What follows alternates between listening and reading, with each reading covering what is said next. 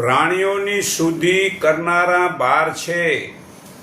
એક જ્ઞાન, બીજું તપ, ત્રીજું આહાર, ચોથો મુક્તિકા, પાંચમું મન, છઠ્ઠું પાણી, સાતમું લીપણ, આઠમું વાયુ, નવમું યજ્ઞકર્મ, 10મું સૂર્ય, 11મું કાળ એટલે સમય અને 12મું આત્મા. એ 12થી પ્રાણીઓની શુદ્ધિ કરનારા છે. જ્ઞાની માટે 3 વસ્તુઓ પવિત્ર છે.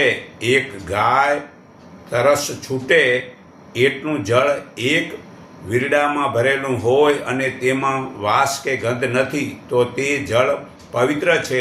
બીજું અપવિત્ર છે તેમ નજરે ન જોઈ હોય.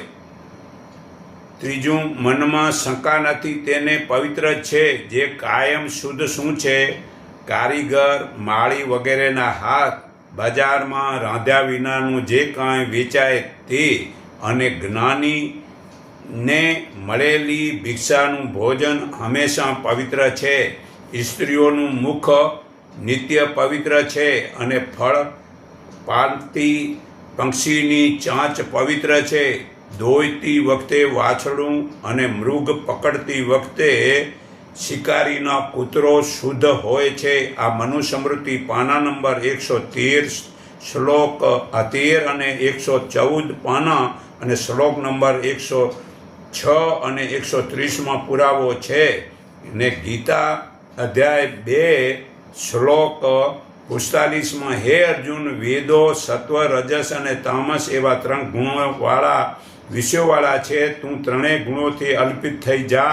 સુખ દુઃખના દુદોથી છૂટો થા. નિત્ય સત્ય વસ્તુ વિશે સ્થિર રહે. કઈ વસ્તુ મેળવવાની કે સાચવવાની ભાંગજોડથી મુક્ત રહે. નિત્ય ધૈર્યનિષ્ઠ અને યોગ ક્ષેમની ચિંતા વગરનો થા. આત્માપ્રાયણ થા. ફક્ત પરમાત્મા પ્રાપ્તિનો જ લક્ષ્ય રાખ. જે રીતે ચારે બાજુથી પરિપૂર્ણ પરમપિતા પરમાત્મા રૂપી જળાશય મળી જાય પછી માનવીને દેવી દેવતા રૂપી નાના જળાશયની જરૂર રહેતી નથી.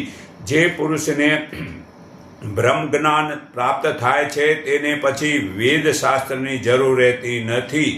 તો તને કર્મ કરવાનો જ અધિકાર છે, ફળમાં કદી નહીં. તું કર્મફળની ઈચ્છાવાળો ન થા, તેમજ કર્મ ન કરવામાં પણ આસક્ત ન થા.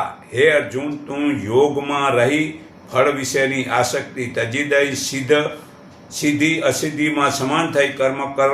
ક્ષમતા એ જ યોગ કહેવાય છે. હે અર્જુન,